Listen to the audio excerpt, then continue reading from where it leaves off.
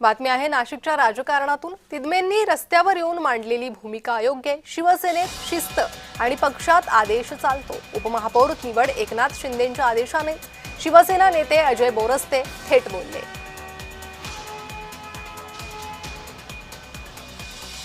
तर नाराजीच्या मुद्द्यावर अजय बोरस्ते यांच्याशी बातचीत केली आहे आमचे नाशिकचे प्रतिनिधी किरण गोटूर यांनी। पाहूयात। माझ्यासोबत गटनेते आहेत शिवसेनेचे अजय बोरस्ते। आता आपले महानगर प्रमुखांनी काल एक पत्रकार परिषद घेऊन नाराजी व्यक्त केलेली होती आणि विशेष म्हणजे गटनेता आणि जे उपमहापौर हे जे पद निवडण्यात आलेले आहेत ते चुकीच्या पद्धतीने निवडण्यात आलेले आहेत अशा पद्धतीचा आक्षेप घेतला होता। मुळात आज नवनिर्वाचित सर्व जे नगरसेवक आहेत यांना भेटण्याची वेळ ही 3 दिवसापूर्वीच फायनल झालेली होती।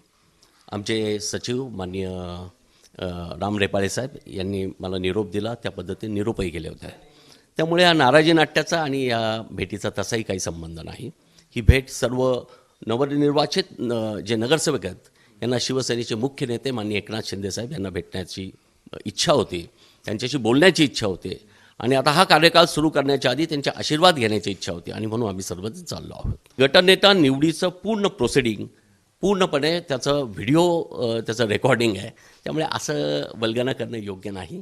आपण शेवटी आपल्या पार्टीबद्दल बोलत असतो, पार्टीच्या प्रमुखाबद्दल बोलतो आणि राहिला विषय उपमहापौर पदाचा तर याचा निर्णय माननीय एकनाथ शिंदे साहेब यांनी मला फोन करून सांगितला होता आणि राहिला विषय आपल्याला माहिती आहे की ही जी महायुती आहे ही सकाळी 10:15 घडली, 11 वाजता इलेक्शन होतं आणि ह्या तिघांनी फॉर्म भरला आहे हे मी वर कळवलं होतं आणि माननीय विलास शिंदे यांचा फॉर्म ठेवायचा आणि तोच फॉर्म राहील अशा पद्धतीचे मला आदेश होते। आपलं इप्सित साध्य झालं नाही तर आपण गटबाजी करणे योग्य नाही।